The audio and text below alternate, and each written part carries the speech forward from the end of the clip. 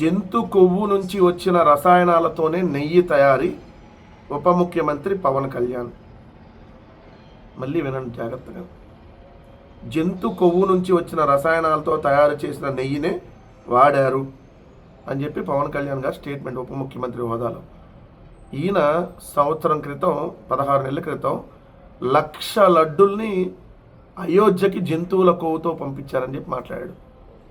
నేను స్ట్రైట్గా అడుగుతున్నా, 310 సంవత్సరాల చరిత్ర కలిగినటువంటి పరమ పవిత్రమైనటువంటి తిరుమల లడ్డులో ఏ మనిషి కల్తీ అనే ఇప్పటివరకు మాట్లాడలేదే. మానవ జన్మలో పుట్టినాడు ఎవడో కూడా తిరుమల లడ్డుని అపవిత్రంగా చూడలేదే.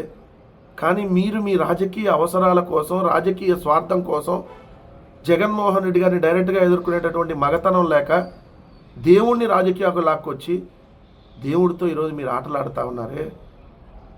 మీరు ఆడే ఆట చాలా డేంజర్ ఆట. మీరు ఆడుతుంది అఖిలాండ కోటి బ్రహ్మాండ నాయక 140 కోట్ల కలియుగ ప్రత్యక్ష దైవంతో మీరు ఆటలాడుతూ ఉన్నారు పవన్ కళ్యాణ్. ఇంతకు ఇంత ఖచ్చితంగా అనుభవిస్తారు. జంతు రసాయనాలను ఇంకా మాట్లాడుతున్నారా? సిబిఐ రిపోర్ట్ ఇచ్చినా ఎటువంటిది లేదని ఇంకా మీరు జంతు కొవ్వు నుంచి వచ్చిన రసాయనాలని చెప్పి మీ ఎమ్మెల్యేలకి వెళ్ళి ప్రచారం చేయమంటారా అని మధ్యలో అర్ధాంతరంగా మీరు వెళ్ళిపోతారు. ఎందుకంటే రెస్పాండ్ అయ్యి ఉంటారు సరిగ్గా. ఇంతకంటే దుర్మార్గం, నీచం ఇంకోటి ఉందా? ఇవాళ ఉంటాయి, రేపు పొద్దున రాజకీయాలు పోతాయి. మనం ఇవాళ బతుకున్నాం, రేపు పొద్దున చచ్చిపోవచ్చు.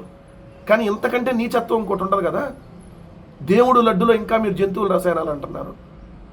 ఇంకొక అతను ఉన్నాడు ఆ .5 ఛానల్, దాంట్లో యాంకరు, ఎస్ ఇది టాయిలెట్లో కలిపినటువంటి యాసిడ్, ఎస్ నేను చెబుతుంది నిజమే, ఇది టాయిలెట్లో వాడే యాసిడ్ని కలిపారు. సిగ్గుందా? కడుపుకి అన్నం తింటున్నావా? గడ్డి తిని బతుకుతున్నావా? మూర్తి, అన్నం తింటున్నావా? ఇంకేదన్నా అశుద్ధం తిని బతుకుతున్నావా? మనిషి